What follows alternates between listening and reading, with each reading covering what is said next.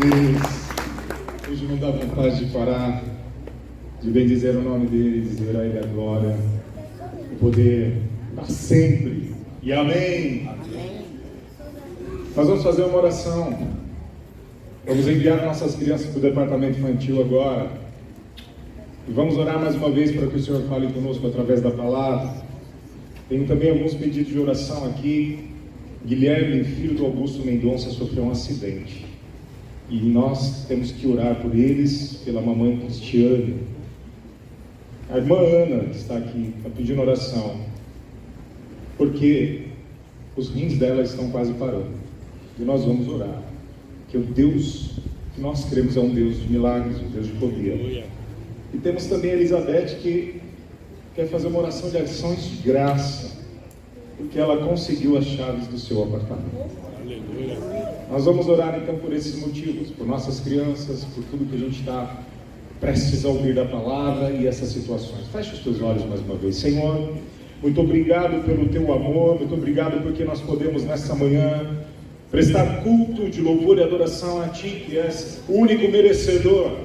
E nessa hora nós nos colocamos diante da Tua presença, pedimos por essas situações, Senhor, do Guilherme, a mamãe Cristina, a sua família. Oramos pela nossa irmã Ana, põe Tuas mãos nos seus rins e no Teu organismo, ó Pai, que ela seja curada nesta manhã, e assim como todos aqueles que entraram aqui com algum mal da saúde, alguma situação física, que sejam visitados e abençoados em nome do Senhor Jesus. Te agradecemos pela bênção da Elizabeth, que é a nossa bênção também. Ações de graça, Senhor, é assim que Tu ensinastes, é assim que Paulo ensinou que orássemos e pedíssemos a Ti com ações de graça, colocando nas Tuas mãos tudo que somos e fazemos. Oramos por nossas crianças, Senhor amado, que vão aprender da Tua palavra nesta manhã.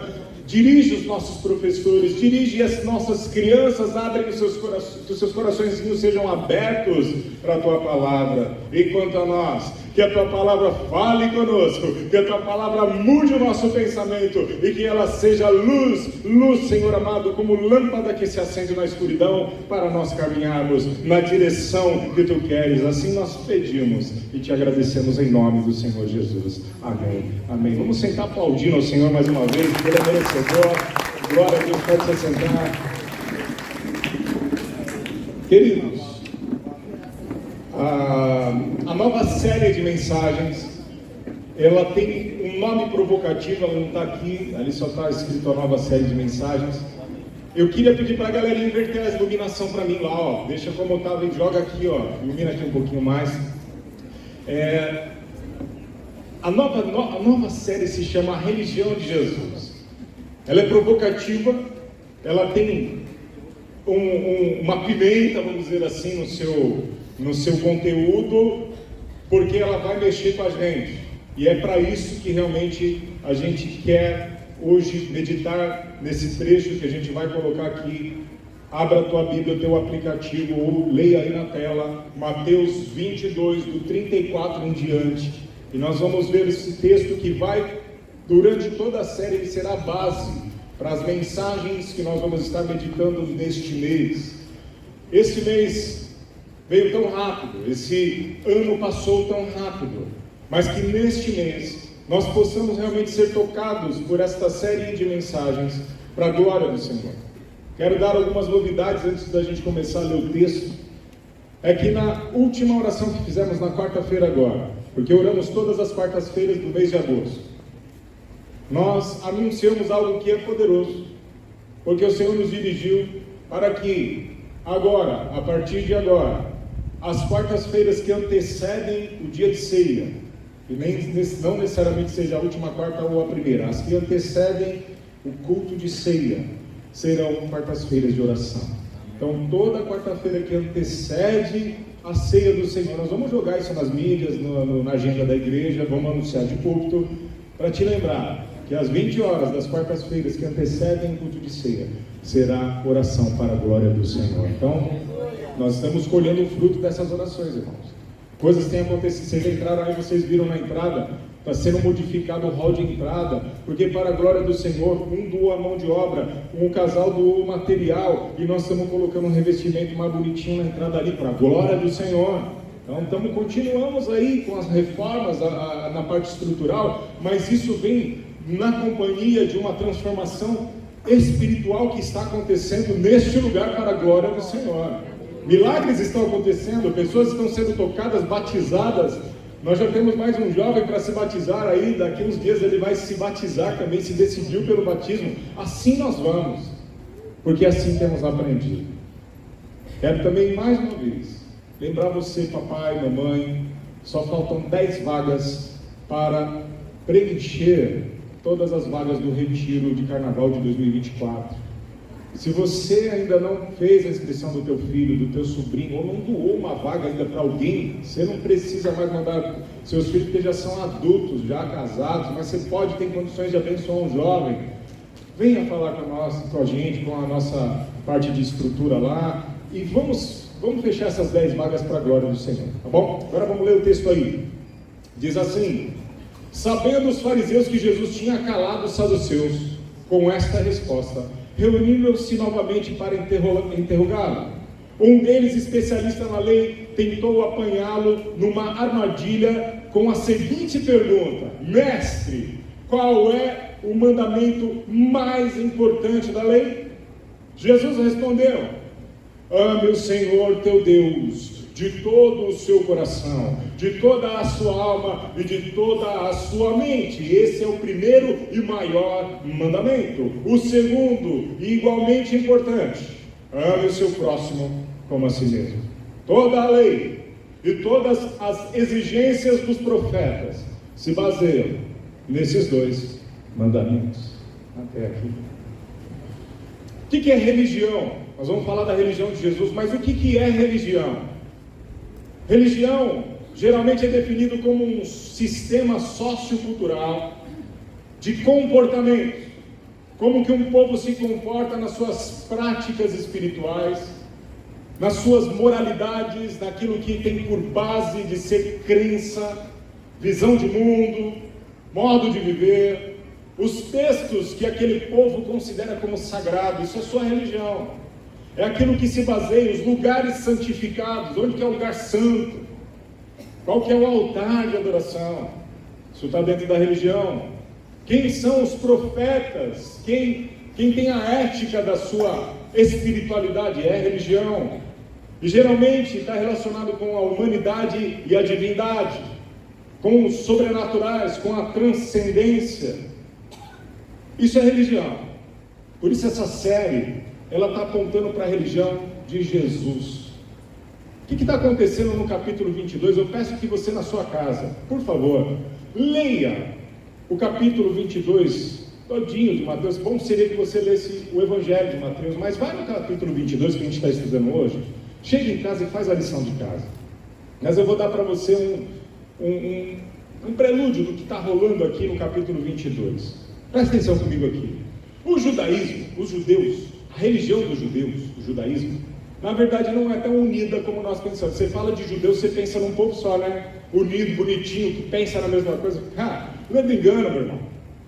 Os judeus, eles eram divididos em partidos e seitas, como eles chamavam, do judaísmo. Nós tínhamos várias categorias de caras que se debruçavam sobre a lei, de rabinos, de professores que interpretavam de forma diferente. Como um rabino, um professor, interpretava diferente do outro, eles se dividiam, e aí tinham seus próprios discípulos. Esses caras estavam todos na sua plena atividade na época que Jesus nasceu e começou, então, depois de 30 anos, a sua vida pública. E ele encontra esse cenário religioso. Diga comigo, cenário religioso. Cenário religioso. Então, no capítulo 22, a gente tem uma amostrinha disso. O capítulo 22 está mostrando um tempo maduro da vida pública e do ministério de Cristo, porque ele já tinha, nesse ponto aqui, feito a sua grande triunfal entrada em Jerusalém em cima do burrico.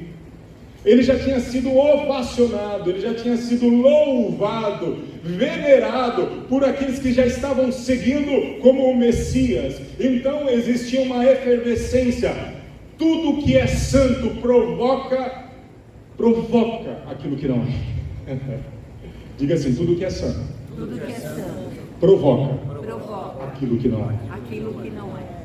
E Jesus estava provocando curiosidade, provocando raiva, provocando ira, provocando tramóias e coisas horríveis, porque Ele é santo.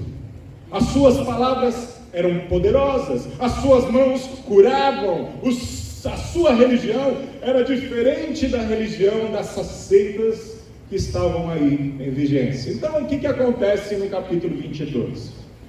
Os fariseus eram uma dessas seitas. Quando fala de fariseu, era uma das seitas dos judeus. Diz o versículo 15 que a gente leu, que eles se reuniram para tramar um modo de levar a Jesus a dizer algo que desse motivo para prendê-lo. Para prender Jesus. O versículo 16 diz: os fariseus enviaram os seus discípulos, dessa seita de fariseus, juntamente com os herodianos. Olha, isso passa despercebido quando a gente lê, ô Janeiro. Não dá para entender se a gente não pedir ao Espírito Santo, me mostra o que está acontecendo. Eu acabei de dizer que eles tinham bronca um do outro, mas nessa hora, Ederson, os caras se reuniram contra Jesus.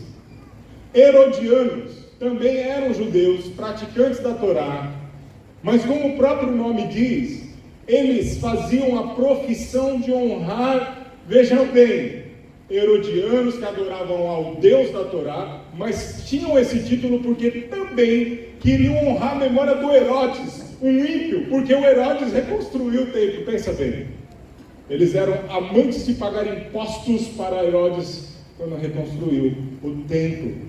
Preste atenção que esses caras se juntaram para ir contra Jesus, para pôr Jesus à prova. A perguntinha que esses dois, tanto fariseus, discípulos de fariseus e herodianos, foram fazer para Jesus, era sobre o tributo.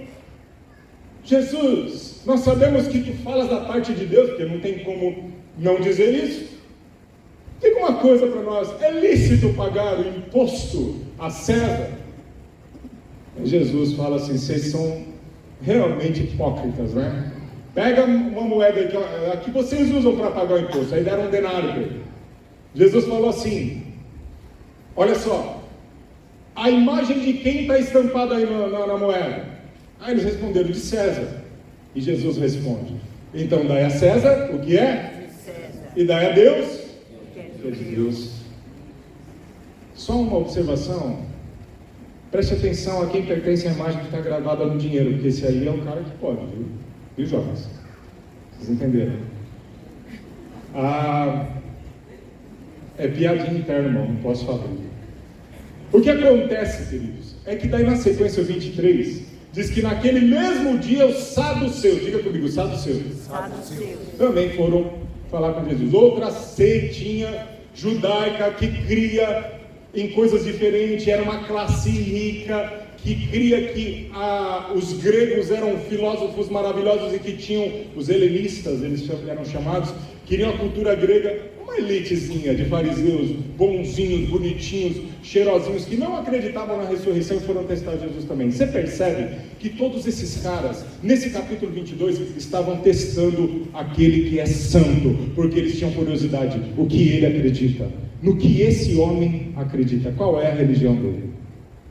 Versículo 34, então, que nós lemos, vai dizer, sabendo os fariseus que Jesus tinha calado os saduceus, porque ele dá uma resposta também fantástica, e eles ficaram quietos. Jesus diz para essas pessoas, porque depois eles se juntaram e falaram, ninguém consegue tirar nada desse cara que vá contra ele. Os fariseus se juntam de novo, porque já tinham ido os herodianos, os saduceus, os seus discípulos, então pegou a corja toda dos grandes estudiosos, e um dos caras que eram mais experientes dos fariseus falou, vou fazer uma pergunta para ele agora que ele vai se enrolar. Jesus, qual é o maior dos mandamentos?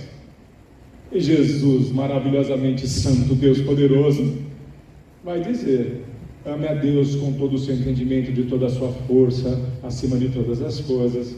Esse é o primeiro grande mandamento, e o próximo, ame ao próximo como a ti mesmo. Jesus está chamando esses dois mandamentos e baseando, dizendo que toda a lei e os profetas se baseiam nesses dois mandamentos. Ou seja, esse conteúdo pequenininho. Esses caras estudavam tanto, mas Jesus fala, só esses aqui resumem tudo o que é importante para que vocês creiam e vivam. E nesta manhã, eu quero chamar a nossa atenção de que tudo o que nós devemos fazer e viver está realmente contido nesta palavra que Jesus fala, e nós estaremos meditando nesses dias sobre isso, e hoje nós vamos mergulhar nesse primeiro ponto. Essa é a religião de Jesus, é o que ele ensinou, é o que ele viveu.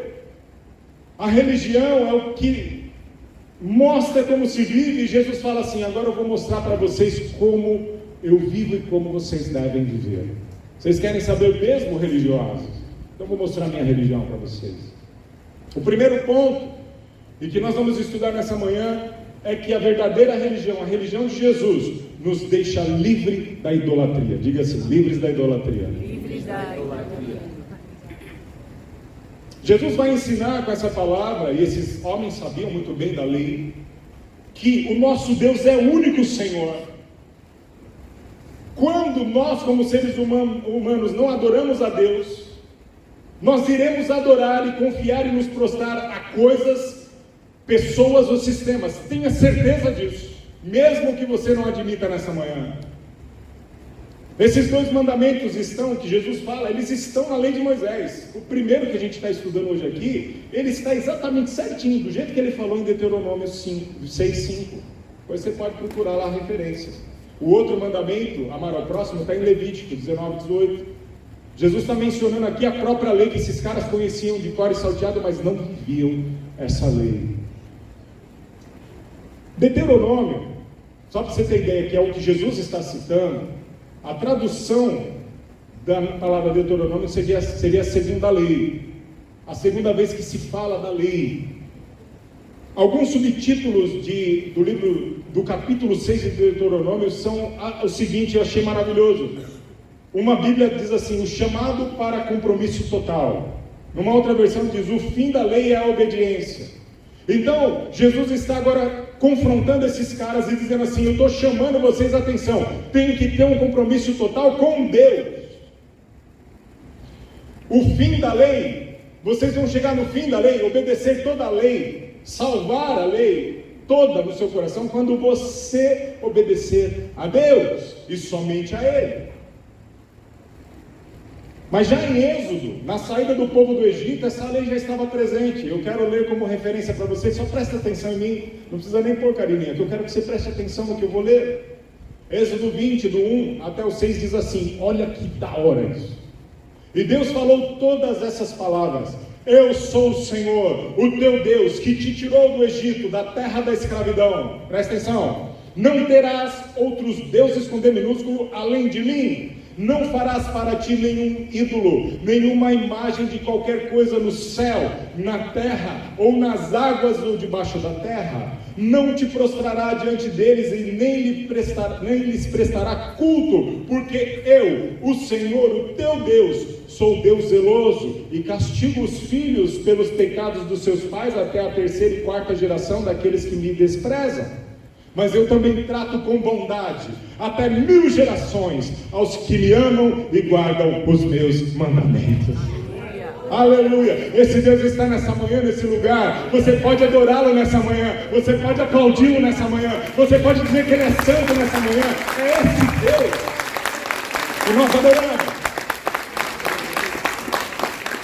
Um teólogo chamado James Murphy, em seus comentários sobre Êxodo, ele vai dizer o seguinte, que esses mandamentos mostram algo muito importante, 3 pontos aqui para a gente pensar.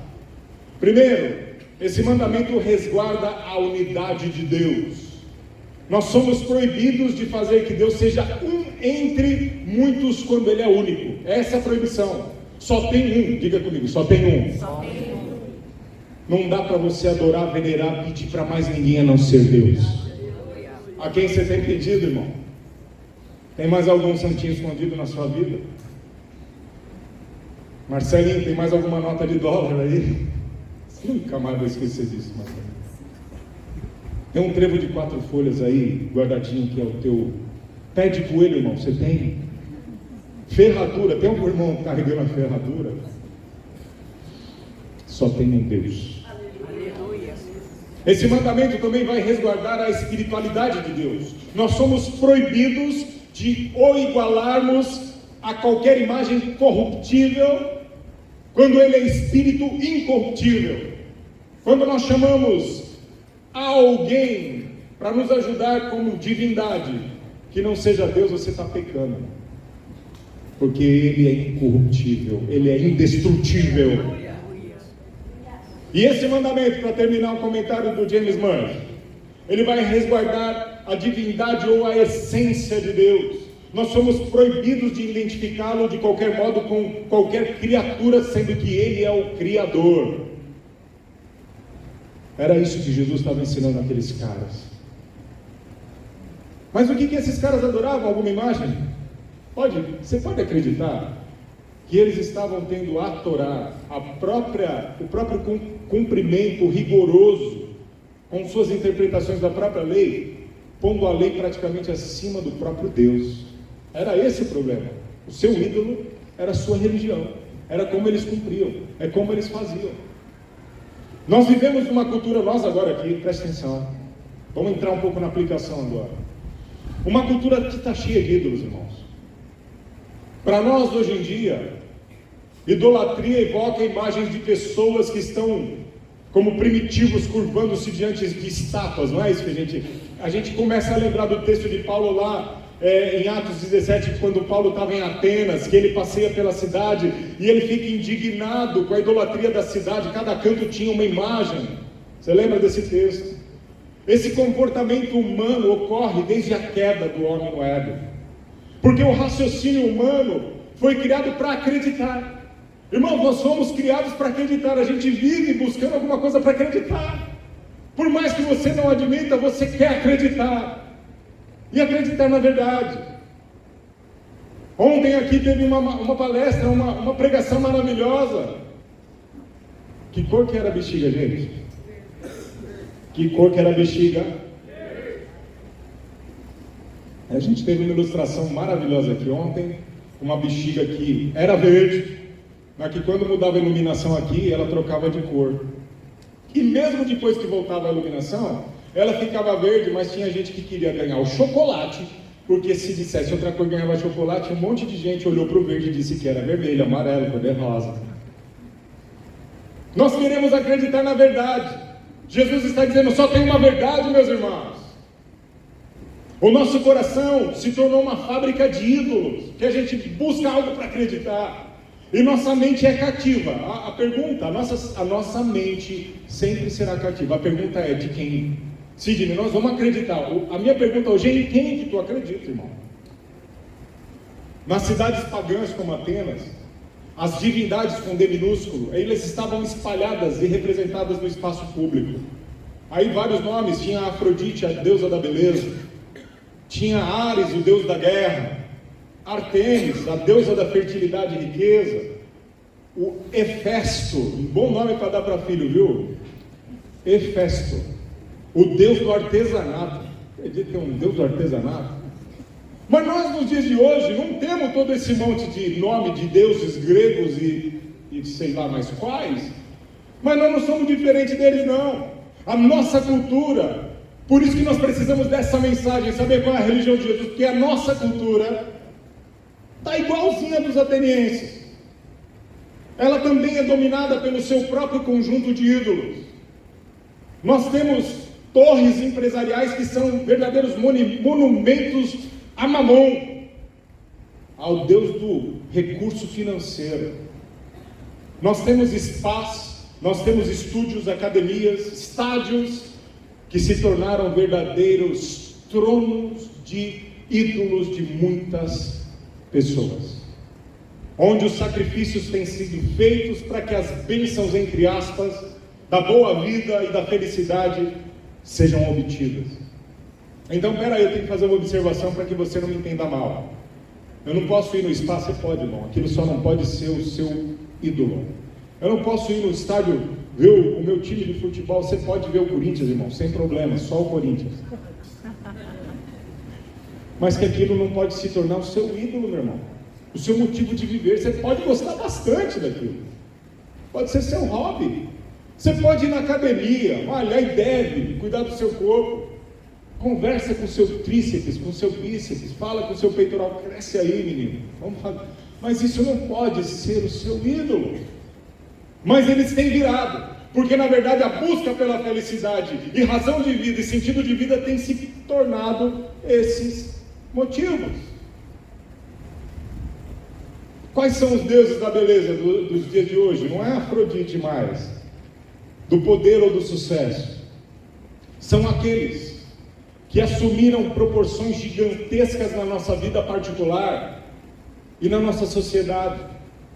Nós podemos não nos ajoelhar diante da estátua de Afrodite, mas muitas jovens, preste atenção aqui, mulheres, até os meninos, os homens, têm se ajoelhado hoje em dia e levado à depressão, onde nós falamos um pouquinho disso, disfunções alimentares pela preocupação obsessiva com a imagem, porque tem um padrão hoje do mundo que ninguém consegue alcançar esse troço. Porque uma hora a perna tem que ser fina, outra hora tem que ser grossa, outra hora tem que ser raspada, outra hora tem que ser peludo, uma hora é pelo debaixo do sovaco, uma hora não é mais, e vive atrás desse negócio todo. Eu já resolvi minha parte capilar, é careca e já era. Mas nada contra se você quiser fazer um implante, que Deus abençoe, que cresça muito cabelo em você. Mas isso não pode determinar a sua vida, dar sentido à tua vida não. É disso que Jesus está falando, é Deus que está no primeiro lugar, é Ele que dá sentido, é a Ele que você adora. Podemos não queimar incenso à deusa da fertilidade, mas quando o dinheiro, a carreira, são levados a essas proporções gigantescas, cósmicas, faz tempo que eu não falo cósmica, hein, gente, então não pegue no meu pé, cósmicas, nós realizamos sacrifícios. Os viciados em trabalho aí, irmãos, preste atenção. Como te chama? Workaholic. Preste atenção, irmão. Quando você sacrifica a tua vida, você está sacrificando crianças, negligenciando o tempo dos seus filhos. Porque na verdade você está dando o tempo todo ao seu ídolo. Não é nem a Deus. Está tirando tempo da família, da comunidade, da sua saúde. Não dá tempo de fazer o exame médico, porque afinal de contas eu tenho que trabalhar. Mas essa conta vem. Essa conta vem. Para conquistar um lugar mais elevado no mundo empresarial e angariar mais riqueza e prestígio, a gente faz sacrifícios como se fizesse a deuses. Mas na hora de adorar a Deus, a gente não adora. O que são esses ídolos do coração? Quando Jesus está falando para esses caras, ele está tocando na ferida. Ele fala, adore a Deus de todo o teu... de todo o coração. O coração do homem é a fábrica de ídolos. Timothy Keller, falecido o ano passado, grande teólogo que influencia bastante a gente, ele fez um livro só falando dos deuses falsos, falando desse assunto aqui. A ideia que geralmente é associada ao ídolo, como eu já disse, é adoração a estátuas, né? Mas enquanto essa adoração a estátuas tradicional continua acontecendo no Brasil e no mundo, nós também,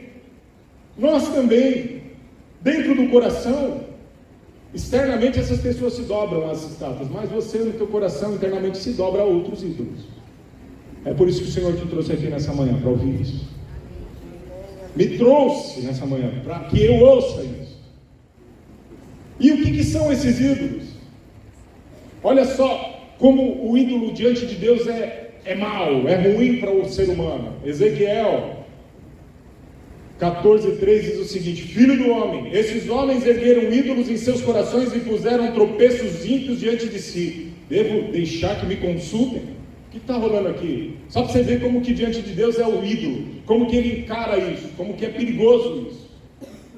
Ezequiel, um profeta do Senhor, recebia pessoas, líderes da comunidade, para consultar a Deus através dele, do profeta. Chegou uma meia dúzia de caras lá, de empresários, para falar com Ezequiel, e Deus fala para Ezequiel, esses caras, eles idolatram os seus próprios negócios. Eles estão vindo aqui com interesse, não a minha pessoa, não as palavras de Deus, mas para se darem bem nas suas coisas. Eles levantaram ídolos, ergueram ídolos. Não fale com esses caras.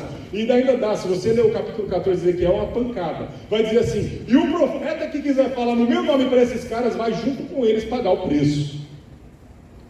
Não fale com eles. Esses caras não são bem-vindos na minha presença.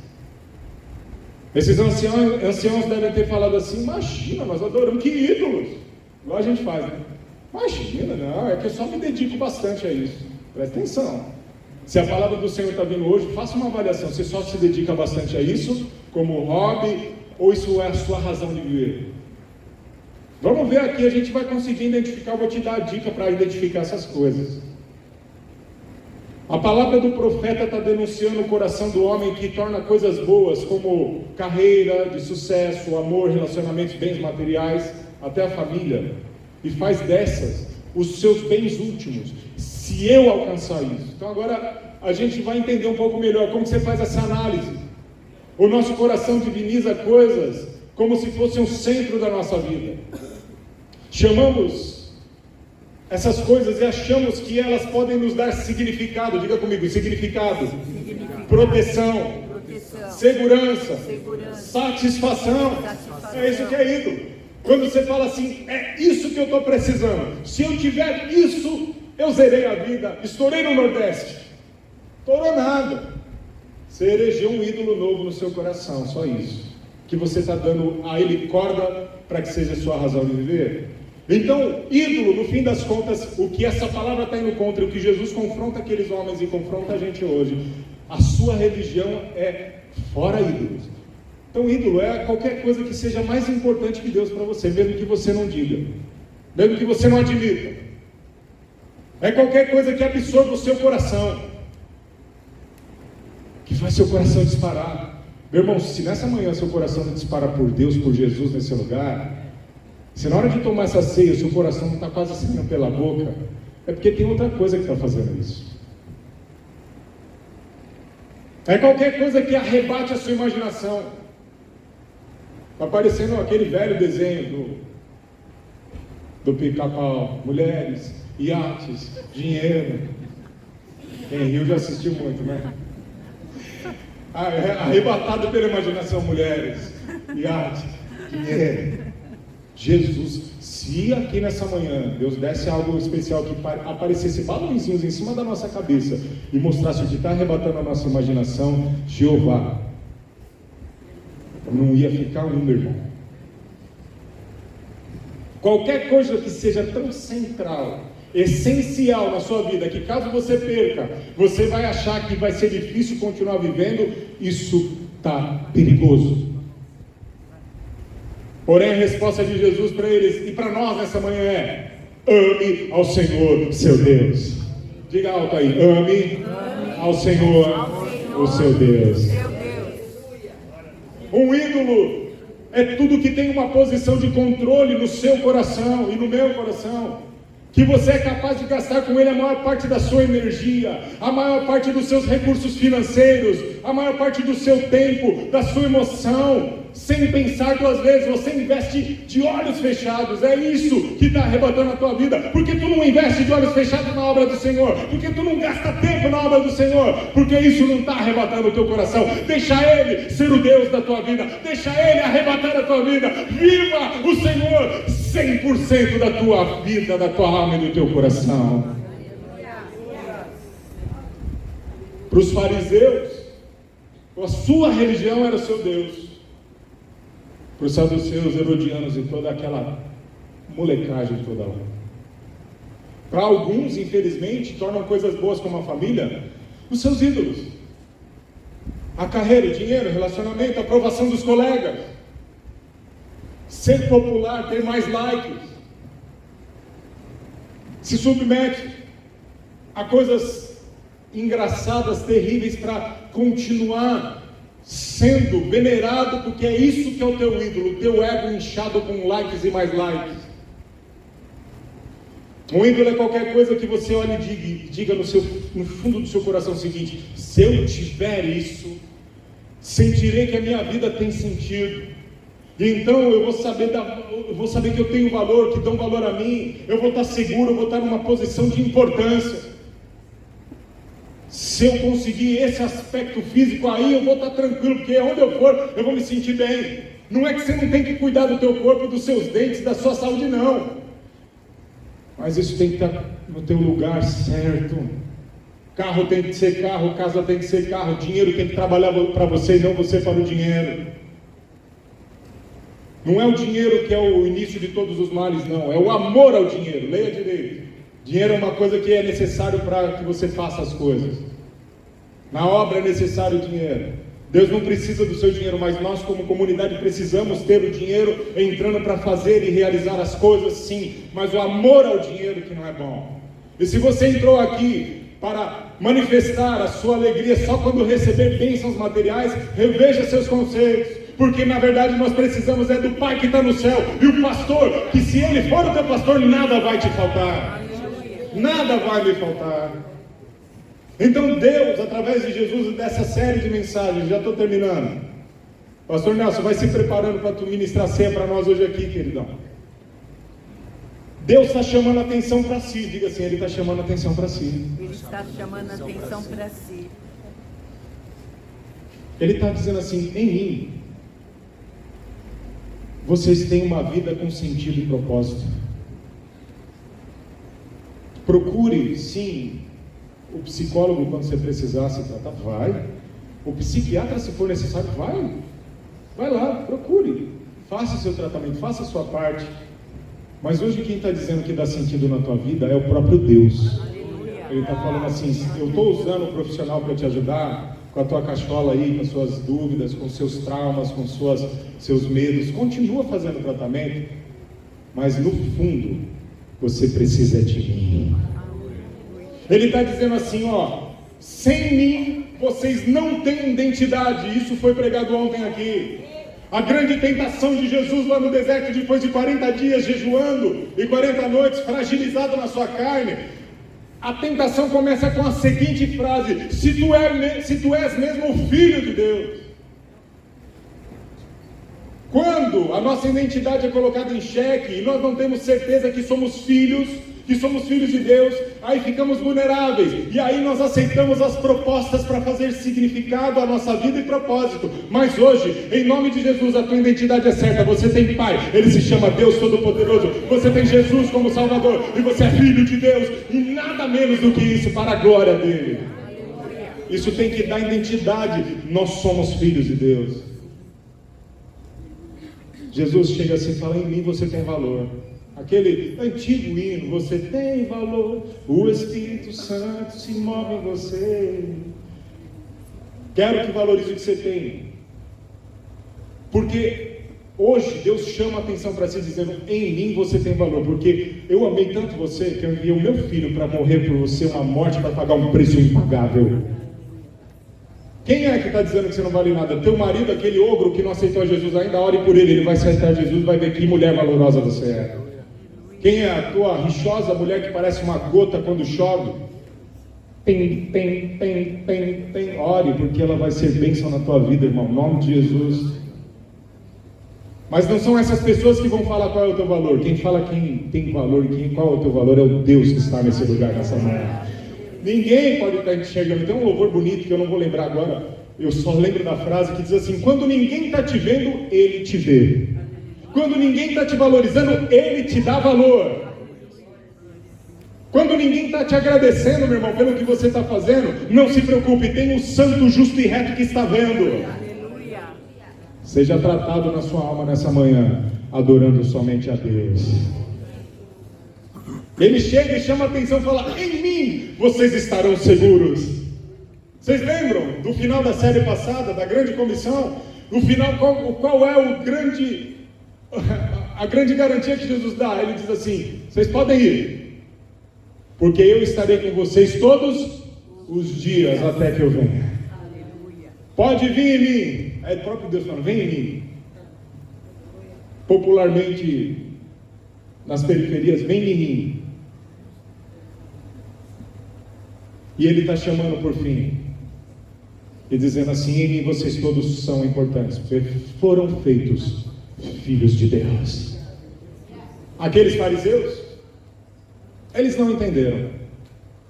Aqueles fariseus continuaram tendo a sua religião como centro principal das suas vidas. Mas os discípulos de Jesus que estavam ali, entenderam. E eu creio que nessa manhã, eu e você, entendemos. que essa série mexa com você. No domingo que vem nós teremos a continuação dessa série, dizendo como que é esse lance de com toda a mente, de todo o coração, com toda a tua alma. O que quer dizer isso? Eu sei que tem um feriadão aí, eu sei. Tem gente que vai viajar, já me avisou. Mas se você estiver em São Paulo, ou se der tempo de voltar, não meça esforço, porque nós queremos com essa série que você tenha um caminho para que no final dela, pondo em prática, você seja melhor, você tenha identidade, você cresça e você seja alguém que vai falar toda a honra e toda a glória seja dada a Deus. Nessa manhã, o que nos resta é honrar o Senhor, participando da ceia, porque quem crê no Senhor e no Senhor Jesus, o que Ele fez, participa dessa ceia nessa manhã. Nós vamos fazer algo antes do pastor começar a liturgia da ceia, que a gente fez um dia numa oração retrasada, e eu acho muito importante. Quando nós adoramos a Deus como Ele está pedindo agora, vai acontecer em nós a entrega. Diga assim, entrega. E arrependimento. Vamos fazer alguns instantes de silêncio, para que você pense, examine o seu coração, peça perdão, não precisa falar alto, precisa se expor, em silêncio, e depois a gente vai orar com o pastor Nelson para ele ministrar a ceia. Mas antes desse silêncio todo, vamos adorá-lo com uma salva de palmas bem forte para a glória a Deus, porque Ele é santo, porque Ele é poderoso, porque Ele é único, porque Ele é maravilhoso. Aleluia.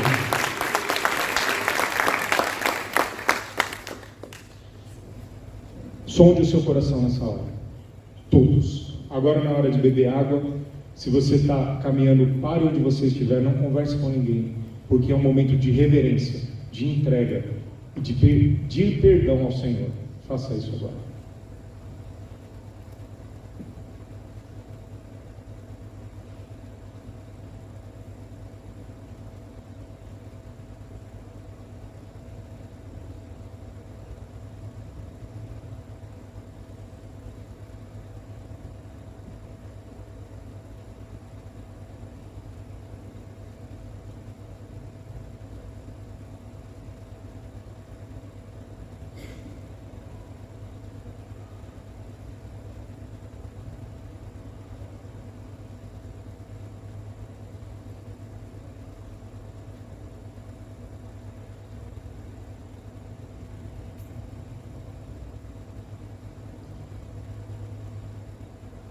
Senhor Jesus, obrigado por essa palavra, e porque nós tivemos a oportunidade hoje de ouvir a Tua voz,